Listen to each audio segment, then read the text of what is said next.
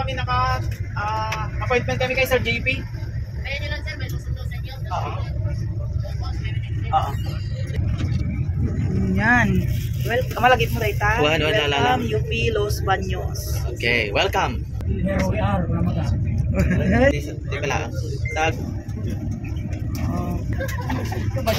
Oh, welcome. Welcome. Tadya atin yan. Nandito na tayo sa UP Los Baños. Sa entrance pa lang. Hindi pa tayo makakalibot-libot. Hintayin natin yung ating tour guide. O, diba? Sosyal, nakapasok na ako sa UP Los Baños. Oh, welcome UP Los Baños. Oh, welcome UP Los Baños. So, diba? At doon yung sasakyan namin na Bicentennial Heritage Province of Ilocos Sur.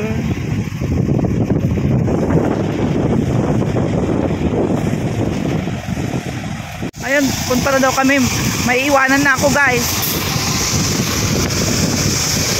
May iwanan na ako sa sasakyan. Ayun na. Ito sinam, sir. Sige.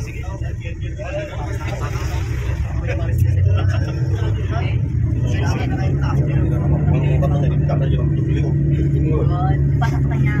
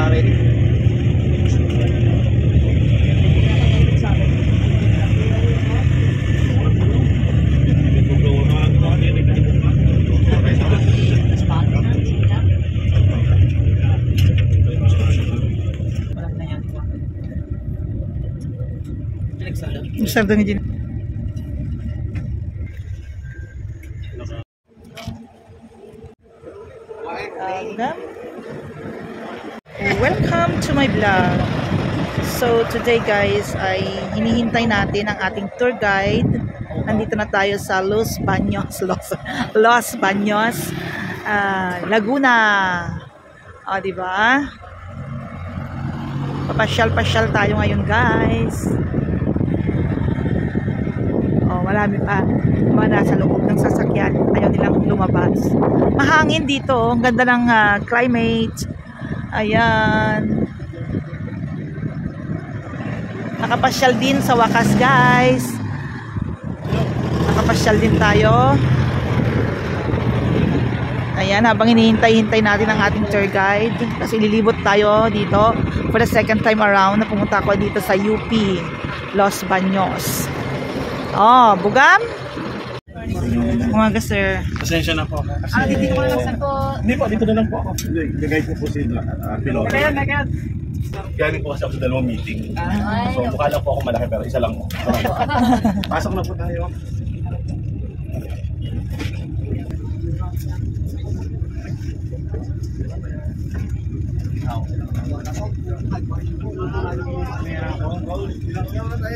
Ang mga ko yung gawin mo. Oo, na pwede ba ako na? Good morning, sir. Good morning po. Pwede ka tinilas ng plan? Kita timay. Kawanin na marong kita na niya kung sapatos ko mabigatin.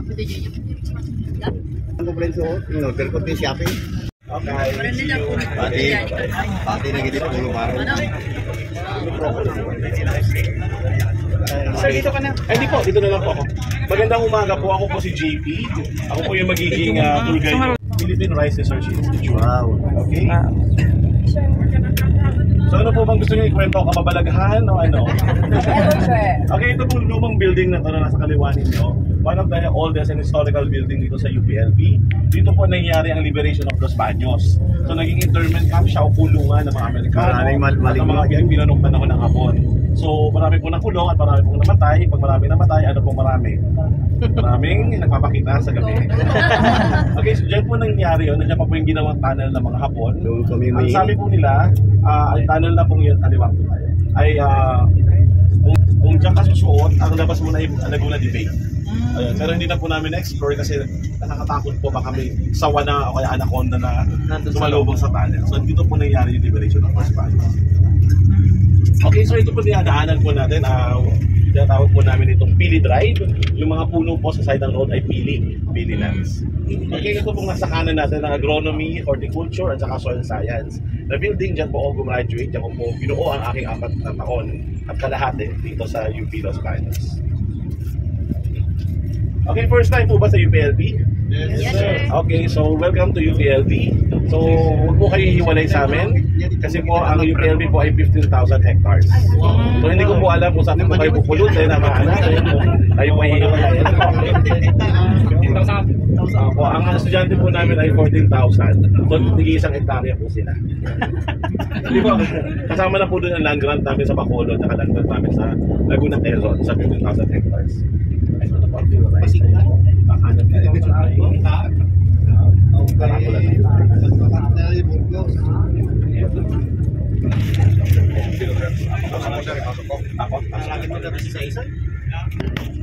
Okay, ito po yung satellite station ng Philippine Rice Research Institute. So dito po sa UPLB, we are doing research of almost lahat ng crops. Lahat ng crops except rice. Kasi po ang rice ay iniwan na po namin sa Philrice. Nakarating po ako sa Ilocos nung estudyante pa po ako. Hindi pa po ako nakakabalik ulit. So sana pa makabalik ako. Pwede po ba sumabay na sa inyo? Yun pala ang ano. Di ba karamihan pagbinyan? Siguro po dito na muna tayo. Baka tayo mga ano dun eh. Philrice. Ito ha? Yes, yes, sir. Philrice. Fredo? Ano, Fredo? Fredo? Good morning. Ano po? Yung rice po. I am Mr. Glender. Ano po tayo? Ito pa nga yung president na. Ang federation po. Kumayaman. Bumaba kayo ka na. Ay, bumaba kayo, ano? Bumaba tayo ka na. Loko, sa Batam. Ay, hindi pa po. So, para nakaubos kami doon.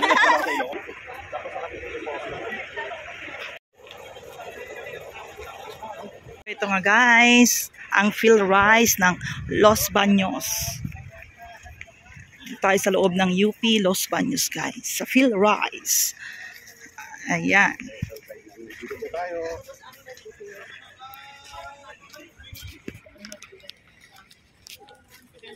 Ayan. Good morning, ma'am. Good morning po. Hi, sir.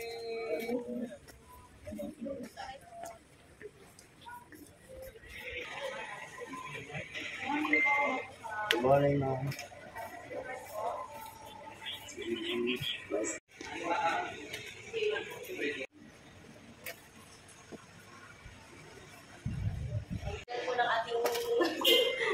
Nakarating dito po yung sa amin, no? Maganda po ang pagdating ngayon, maaraw.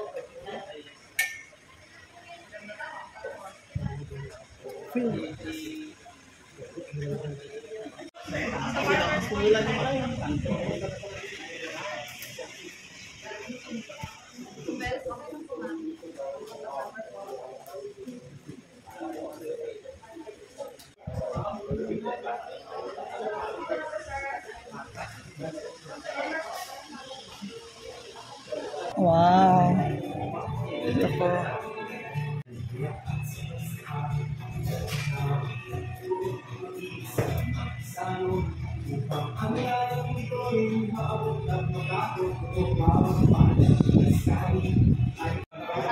Ayun po.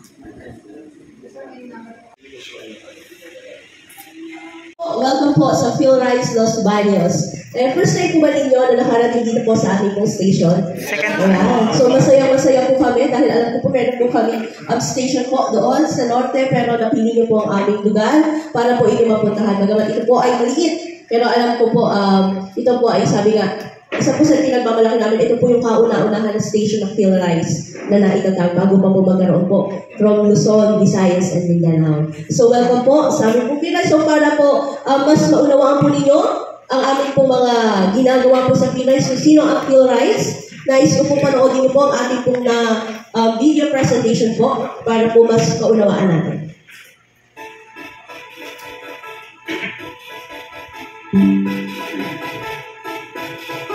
The Philippine Rice Research Institute.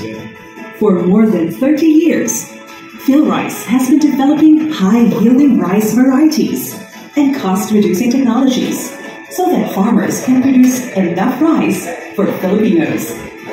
With a fresh mission to improve the competitiveness of rice farmers and the country's rice industry, PhilRice advances a more profitable, resilient, and sustainable rice environment through responsive, balanced, and environmentally sound research, development, and extension initiatives. PhilRice is a chartered government corporate entity under the Department of Agriculture, with the guidance of its board of trustees and the leadership of an executive director, deputies, and management staff. The Institute helps farmers address farming challenges such as changing climate, pest and diseases, low rice yields, rising cost of fossil fuels, and trade liberalization. Headquartered at the Science City of Muñoz, Nueva Ecija, the PhilRice Central Experiment Station has strategically branched out to address location-specific concerns in rice production.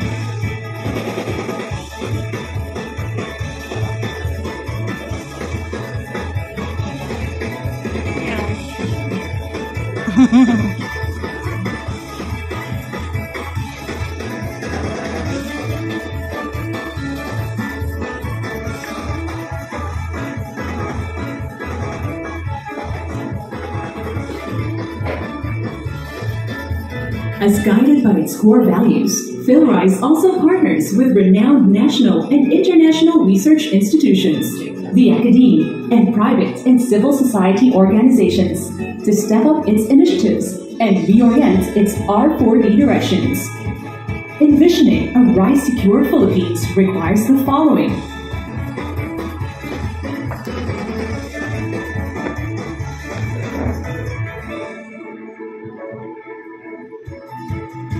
Together with the rice farmers and partners, PhilRice continues leading in rice research for development, blazing new trails, and helping farmers achieve holistic development, attaining and sustaining rice self-sufficiency, reducing poverty and malnutrition, and achieving competitiveness through state-of-the-art rice science and technology. Masinang ang kinabukasan natin at ng ating mga anak. Ang pangarap nyo ay pangarap ko. Habang ating tinutupad ang pangarap ng mas matatag at masaganang pagsasaka, parami ang hamon ng ating industriya ng pagpapalayan. Ngunit ang bawat hamon ay ating pinag-aaralan at sinisikap nating tugunan. Tungo sa seguridad sa pagkain at sapat na bigas ng buong bansa. Hangad natin ang mas matatag at modernisadong industriya, mataas na kita ng mga magsasaka, at abot kaya at masustansyang bigas para sa mamamayang Pilipino. Sa pamamagitan ng Masagana Rice Industry Development Program, sa pangunguna ng Department of Agriculture, at pinagsama-samang lakas ng iba't ibang sangay ng pamahalaan at pribadong sektor. Ito ang 4 na diskarteng masagana.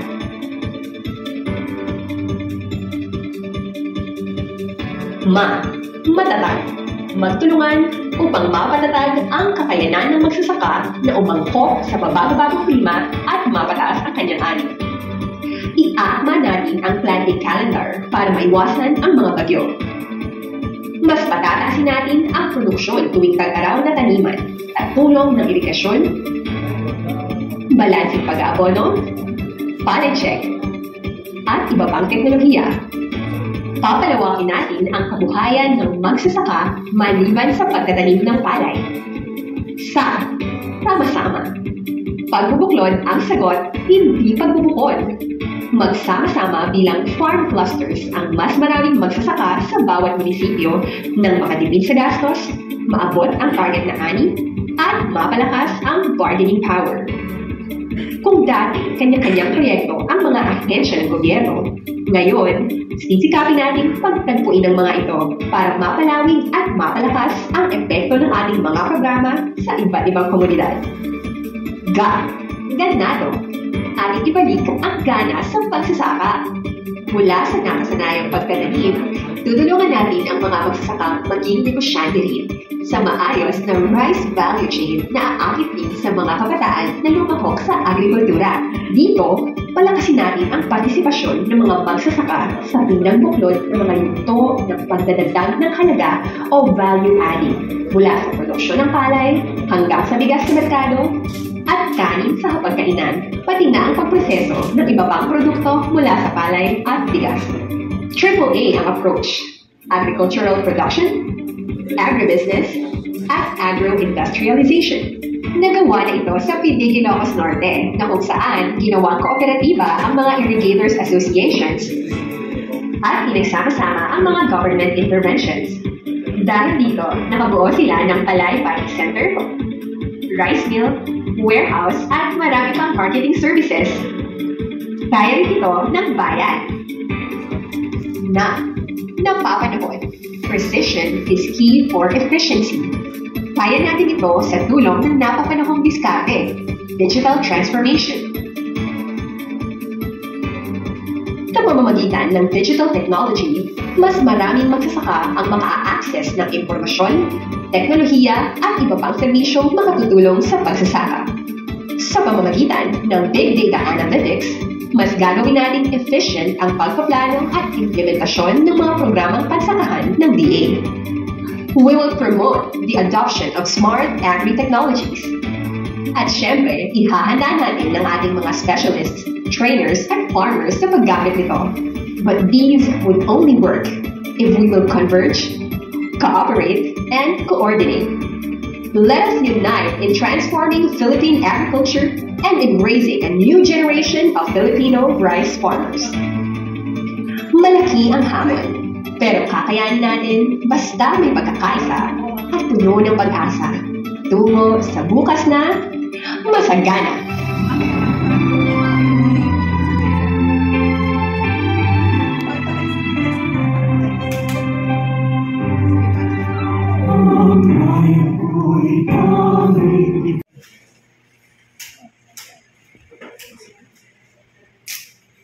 So yan po ang aming stasyon at ang mandato po ng amin po ng Department of Agriculture. Kami po bilang sa Philippine Rice Research Institute, kami po ay talagang gumagawa ng mga pamamaraan ng mga research and development para naman po makatulong sa ating po mga mahal na magsasaka. Hindi lamang po doon tayo nakatingin, kundi pati sa mga kabataan na talaga ma-encourage po natin sila na sila man din ay magpunta or magkaroon ng passion or ng talagang puso pagdating po sa pagsasaka. Kasi hindi natin kayang makita yung ating future without po ng ating pong agriculture. Tama po ba? And so para po iwagan po tayo dito sa ating stasyon, tinatawagan ko po ang aming pong sa ating office po, ang aming HR po. Tinatawagan ko po si, palakpakan po natin, si Sir Christopher Son C. De Guzman.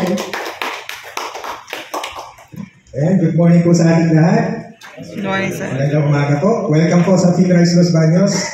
And kami po ay nagagalak kasi isinama niyo po ang PhilRice Los Baños sa isa sa inyong mga destinasyon sa pagdalaw po dito sa probinsya ng Laguna. Buong Laguna po ba ang iikutan natin? Sana. Oo. So, kumusta naman po yung biyahe nyo sa NLEX? Nakalusot naman po. Ayan. Oo. Yung director namin ay si Doc Jan sa yung central office namin sa Nueva Ecija. So, possibly ay may meeting din po siya dito kaya lang medyo matatagalan kasi ang biyahe kaya nag-turn down po muna siya. So, ayan. Welcome po muli sa ating lahat. Pati Iriba pupunta nila. dito. Oh, talagang mapalad po ang PhilRice Los Baños at kami po nagpapasalamat at naisama niyo po sa itinerary niyo ang PhilRice LP. So, nagkaroon naman na po ng konting background kung ano po yung PhilRice.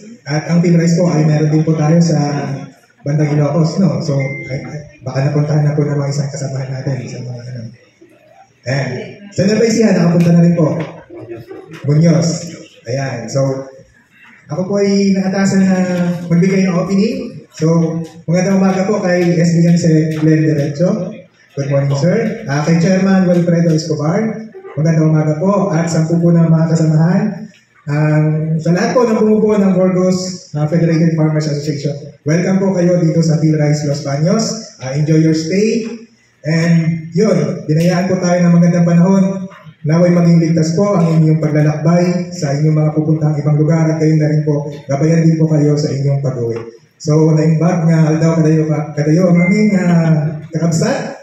So, welcome dito yung PhilRice LP.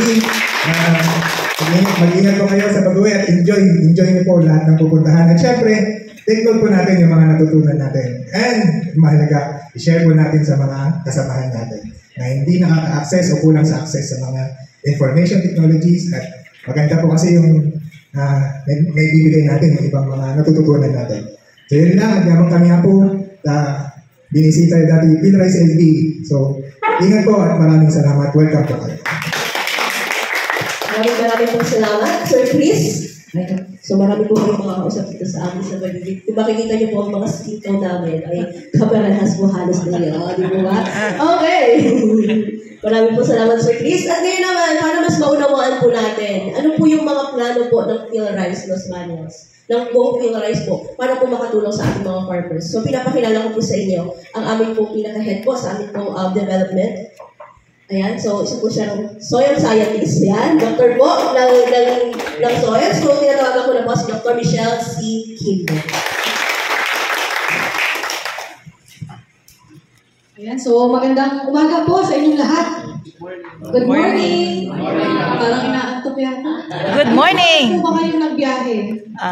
Mula Ilocos all the way? Kagabi. Ibig sabihin wala pang tulog. Ano? Natulog sa bus. Sa bus. Opo.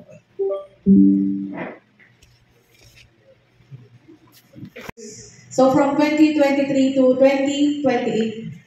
So una po, ang PhilRice po ay kung inyo pong malalaman, ang PhilRice ay meron ding station sa Ilocos. Nakabisita na po ba kayo sa PhilRice Batak? Yes. Ayan. So, yan ang pinakamalapit sa inyo. Bali, ang PhilRice po, ang pinaka-central station ay nasa Nueva Ecija, sa Muñoz. Tapos po, kinikater po kasi namin lahat ng region sa Pilipinas. So, may mga branch stations, meron 7 sa buong Pilipinas para makover yung lahat ng regions. So, ito pong PhilRice Los Baños, ang aming pong area of responsibility ay ang Region 4A, Calabarzon, at 4B, Mimaropa. Bali yung po inyo sa Ilocos ay doon po kayo sa PhilRice Batak. Lahat po ba ay taga Ilocos? Norte at Sur? Ilocos na lang ba siya ngayon? Ilocos Sur. Ilocos Sur. So Ilocos Sur, opo. So lahat po, may federation ng lahat ng association ng Ilocos Sur. Tama po ba? Isang bayan. Okay. Burgos. So, ito po yung aming strat plan. But every 5 years, ang PhilRice po ay nagka-craft ng plano every 5 years. So, ngayon po ay start na ng panibagong strategic plan na from 2023 to 2028. So, mayroong bagong vision. So, kung atin pong malalaman para po sa mga hindi po very familiar sa PhilRice, noong nakaraang 5 taon, ang vision lamang po namin ay magkaroon po ng rice self-sufficiency.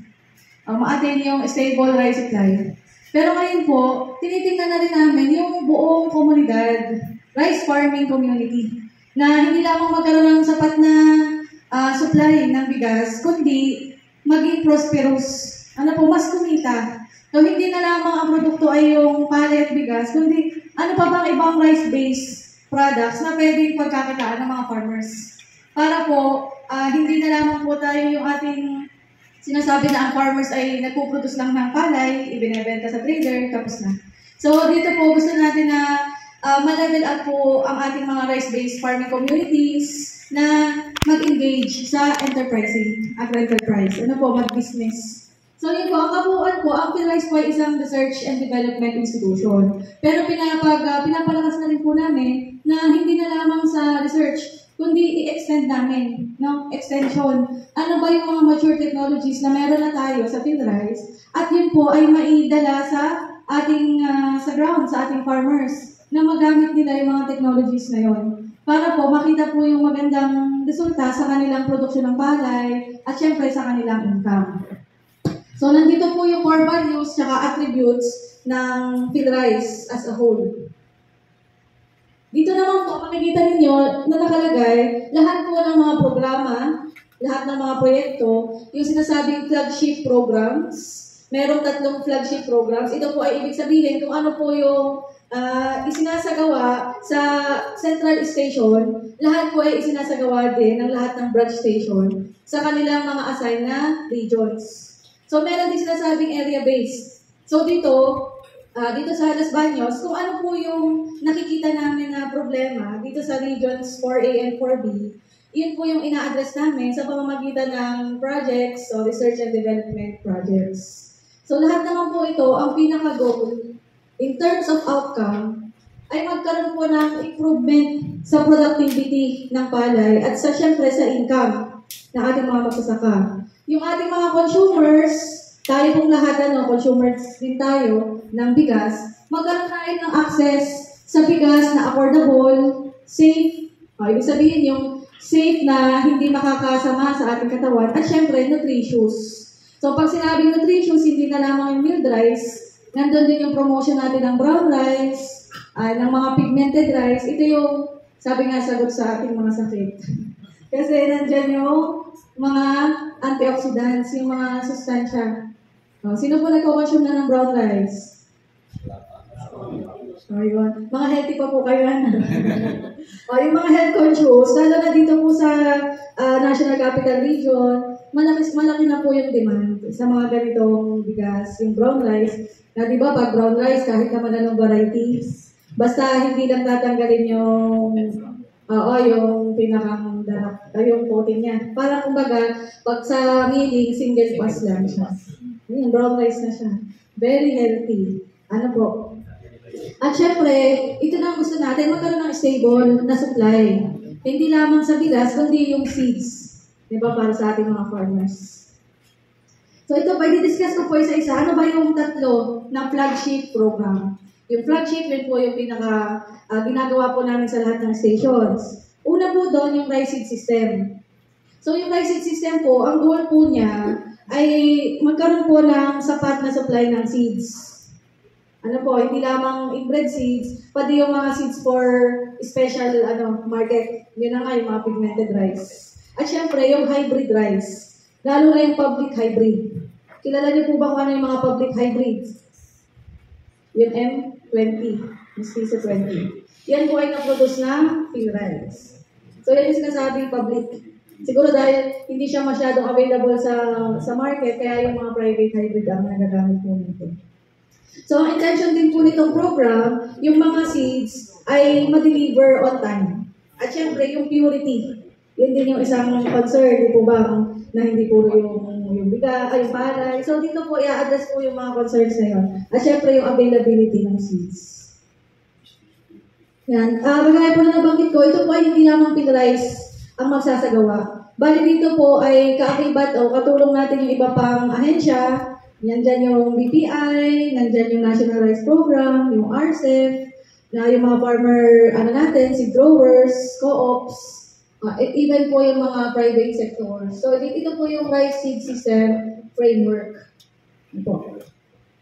So, dito naman po sa Smart Farm, ito yung pangalawang flagship program. Ang Smart Farm, ang kanya po pinaka-goal ay yung mga technologies na na-develop na ng PhilRice, yung mga mature na.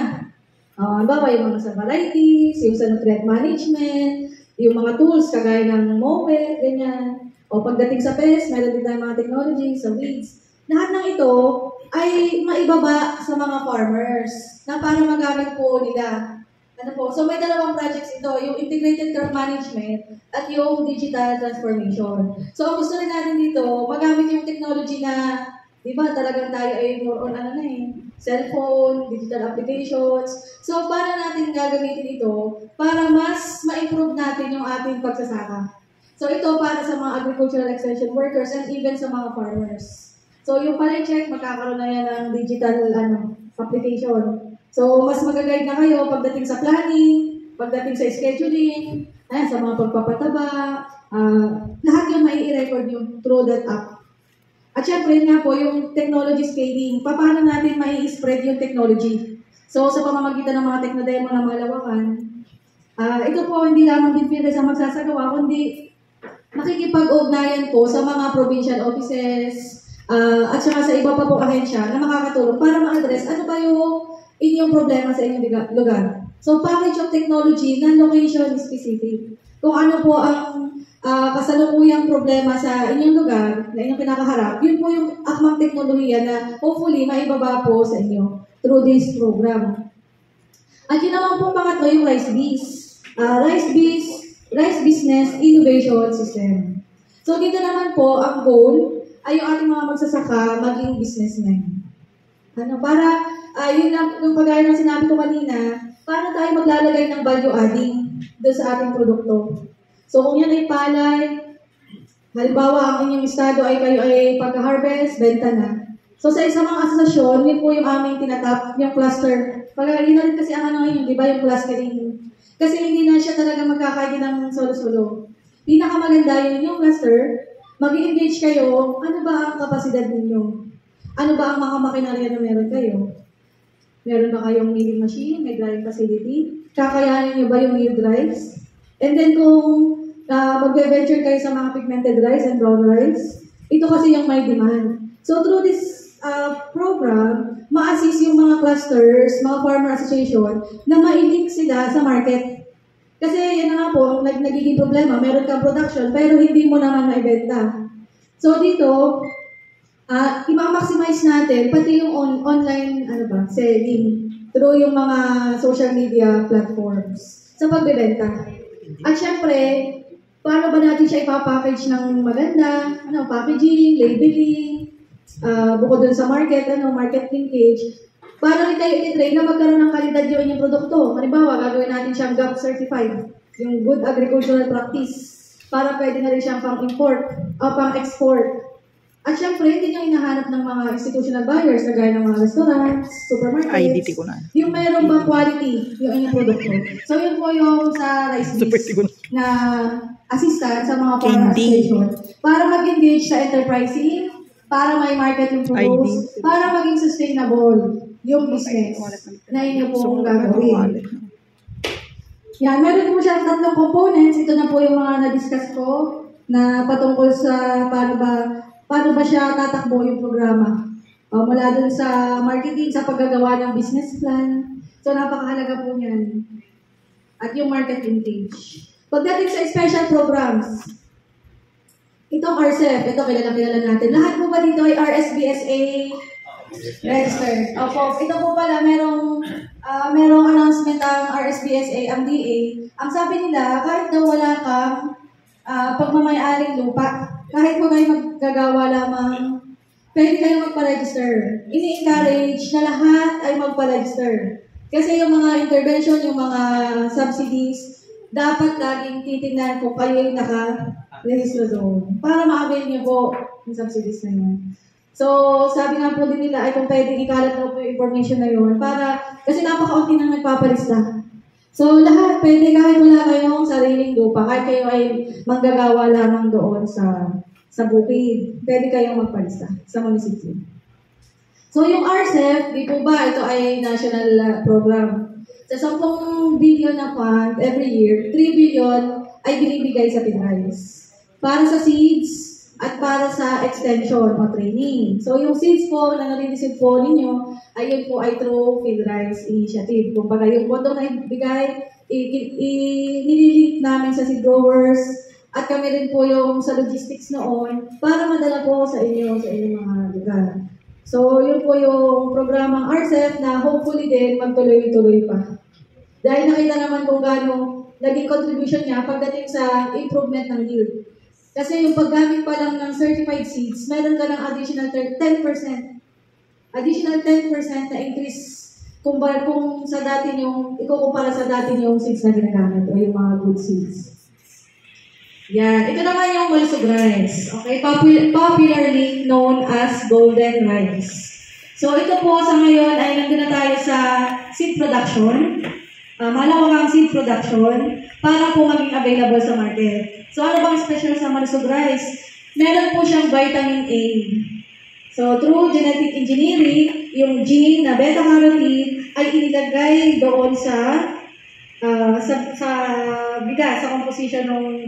Kasi kung kahit anong variety pwedeng gawin golden rice. Once na yung gene na yun ay na-introgress doon sa DNA, dumaan sa sistema ng palay. Sa ngayon, yung PSBRC82, yun yung release na malusog rice. So, sa ngayon po, meron na rin malawakan na kinakandak na sensory evaluation, tasting, ganyan. So, ito naman po ay approved ng FDA, approved. Marami na po itong pinagdaanan. So, ito po ay safe na safe pong kainin. Ang isang cup ng golden rice ay katumbas ng 12 cups ng kangkong. Na in terms of yung nabibigay niya na vitamin A. Kaya po ito po talaga, ang pinaka-promotion nito, initially talaga para sa mga bata. Lalo na may mga malnutrition concern. Sa mga buntis, ganyan. Kasi po yung vitamin A po na naibigay nito. Ano pa po yung iba namin ginagawa sa Kasi po sa Burgos Locos po, ang black rice kasi ang aming 1,000 product. Ang problema namin ma'am doon is nawawala kasi yung yung purity ng aming variety. Kaya ngayon, inatasan kami ng aming local government mag-benchmark ng hybrid black rice kasi yun po yung product namin. Kung meron po kayong study about or seed ng black rice dito sa field rice na pwede namin i-adapt sa aming community.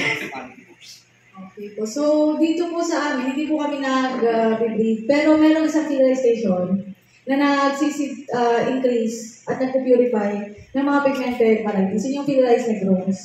So, kung gusto nyo po, pwede namin kayong i-connect sa field rice negros. Kasi po, yung skin po nila doon, yung pinoproduce nilang black rice and red rice, nagbebenta rin sila. Para yun yung rollover nila. At yun po, para sa seed production nila. So, pwede siguro doon maka-access. Dito, yung dati po consultant ng field rice, Dr. Cesar Mamari, nagpo-produce po ng black rice kasi hindi ganun karami.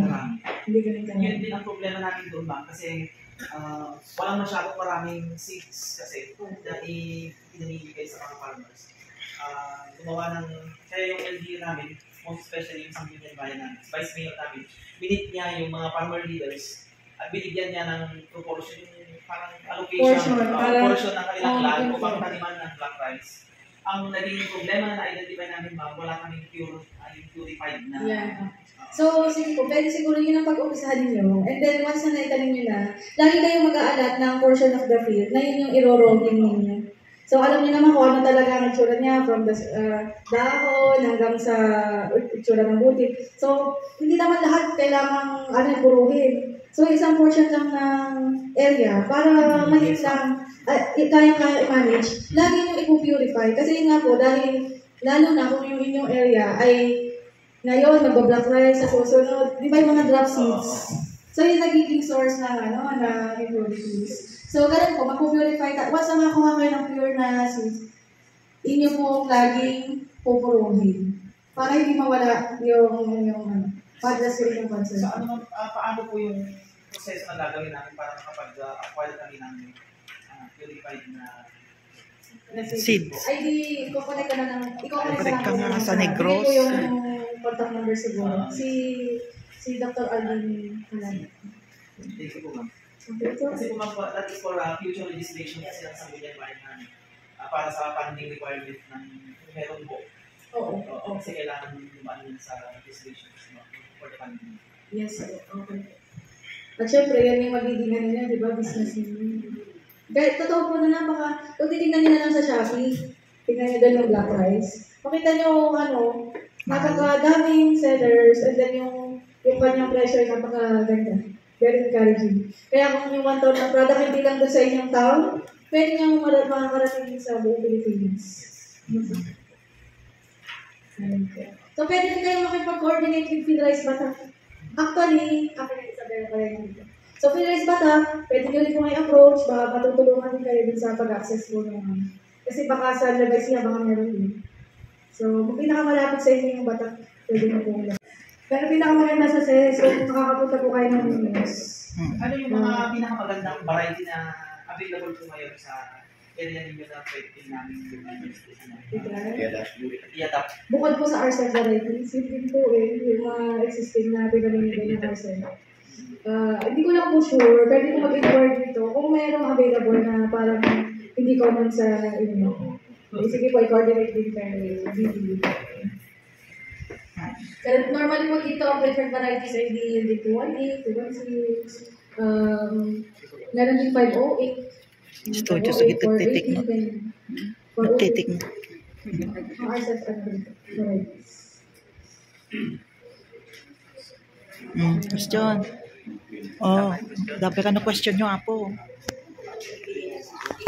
Question ka ba no? Ay, ano po, may interesado po sa seeds? Okay, sige po, meron po dito. Ma'am, pwede po mag-request ng leaf color chart, yung mga farmers namin. Kasi problema namin sa nutrient management. Hindi ko po alam kung may free. Kung may free. Pero murang-mura lang naman po yun. Ilan po ba daw? 31. Siguro 31 na lang o po per group. Oo, yan, meron daw si Madam. Mga, ilan po kayo? Sige po, mga meron naman. Thank you. Parang kayo, wala man lang sa video po. Thank you, ma'am. Pwede na kayong pumitas dyan. Kung gusto nyo marami namang bato dyan. Kung may kayo mag-collection.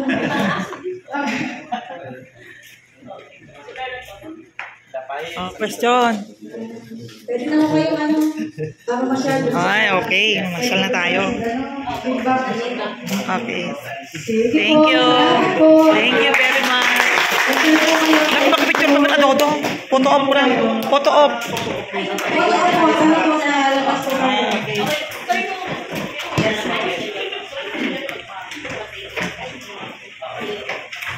Yes, ma'am. Talagang kailangan namin ng capacity.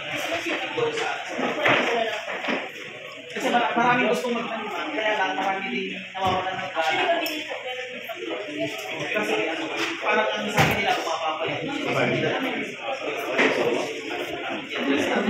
Okay, thank you. Ayan, so, balik po. Sama po kayo kay Miss Johnny po. And then, siya din po yung silinin ninyo kung kayo po hihingi po ng bilhin po. Kasi sabi po ni Doc Lynch.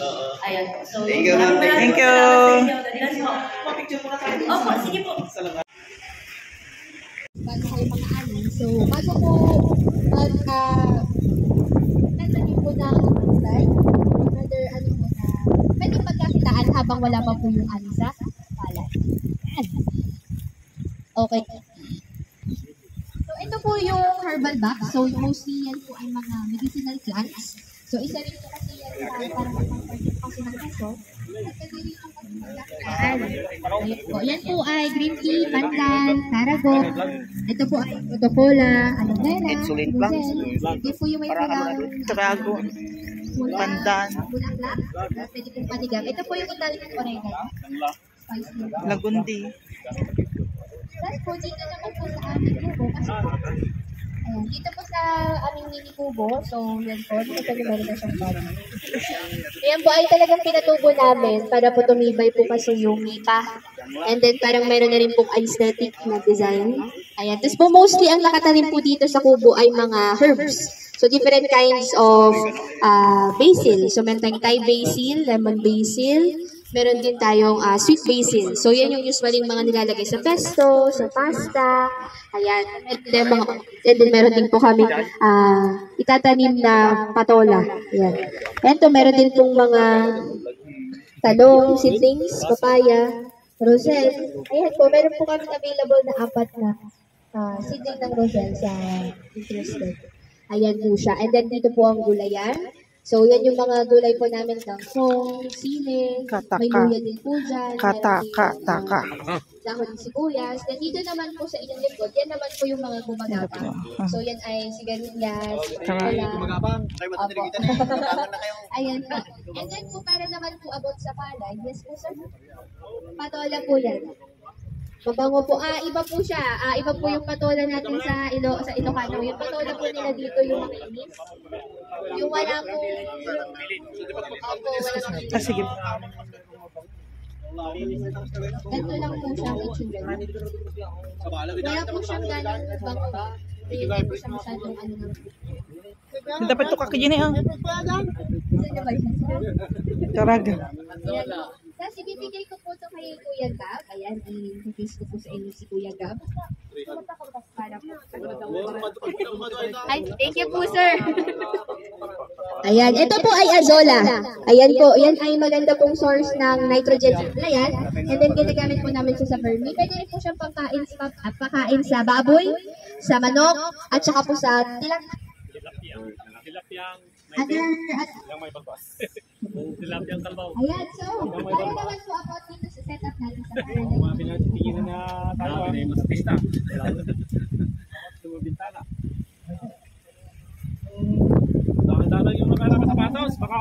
Madulas kayo dyan. Hanggang dito lang ako. Ito yung mga farmers.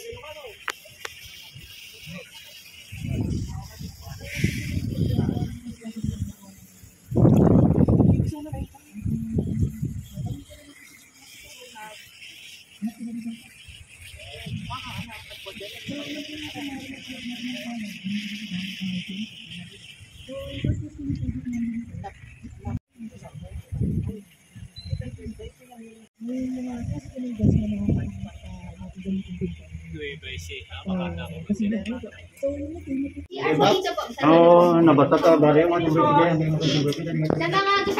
second batch. Okay po. Second batch. Second batch. Ay, ito ba?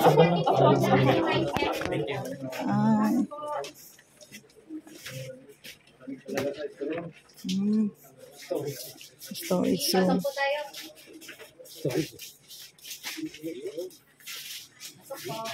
No. Sige, diretso po tayo doon para makapasok na yung iba. Temporary for processing materials. Ayan.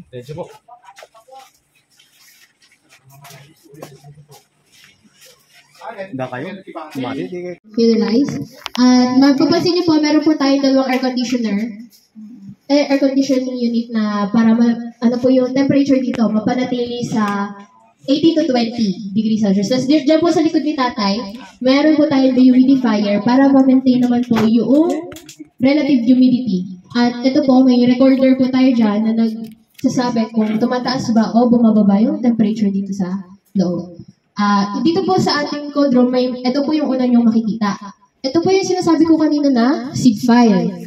Ito pong seed file ay galing sa mismong original seeds na kinalek po at itinabi siya dito for reference. Sample lang po siya para makikita natin na ito palang seed na nakatabi dito ay ganito ang itsura. Tapos ito po, may code po siya dito. Ito pong una, 06. Big sabihin po, noong 2006 siya kinalek. Tapos, IFG. Galing siya sa Ifugao. Ayan. Tapos ito po, ito naman ay ID number. So, for reference lang po itong seed file. Tapos ang makikita nyo rin po dito, meron po tayo, ito po yung sinasabi ko na silica gel. Ayan yung mga nasa garapon po na kulay blue. Ibig sabihin po niyan ay drying agent. Ina-absorb po niya yung moisture ng seeds para matuyo po yung seeds natin. At kapag nag-absorb po siya ng moisture, magiging kulay pink po siya. Pero kapag pupunta, pasok po green quality chemistry lang. Ayan. So dito nag-aaralan na yung bigas. So, di ba, naging palay. Pampalay is pinag-aaralan na ni ate. So, ate, ano po yan? So, pakilala ko po sa inyo si ate Angie. Ayan. So, ayan po, ate, explain niyo po kung ano po yung ginagawa. tawag po kasi dito yung physical attributes po ng grains. So, bali, sineseparate po namin yung translucent. Kumbaga, ito po yung maganda pong grains. Tapos, yung chalky po, yung mga kapuputi po sa grains. Then, yung mga may... Tapos, meron din po kami itong GC, saka EC, para kung makita kung gano'ng kalambot o katigas yung grains. Quality. Ipakikita ko po sa inyo. Ang mga sample pong dinadala sa amin ay dito po ginagawa ang pagsusuri dahil dito po sa pagkatapos po ang proseso dito sa billing room, pagka nagawa ko po ay dadalhin na po dun sa lab namin. Ang una pong ginagawa po namin dito, magtitimbang kami ng 160 grams na palay. Pagka po na timbang namin, dito po dadaan sa bihaler. Pag dumaan po dito ay magiging brown rice na. Pagkatapos po maging brown rice na, nire-record namin yun, kukunin namin ang timbang. Pagka natimbang na, dito po ang tuloy. Ito po ang aming polisher. Pagka po dumaan dito ay magiging milled rice na siya. At kukunin po namin ang timbang at yun ay pagkatapos makuha ng timbang, ililipat naman po doon para may separate ang whole grain sa mga broken. Ipakikita po namin sa inyo kung paano ang pag-proseso. So, yan po. So, papakita sa inyo ni Kuya Keith kung paano po niya ginagawa. Pagkasok na po muna sa dehaler. So, yan ay magiging brown rice. So, yan po yung parang, kunwari po, example yung 216. Kaya po meron tayong data na kapag po yung 100 kilo na 216 ay pinapigas mo, may 63%. Ibig sabihin is, yan, 63 kilos yung lalabas.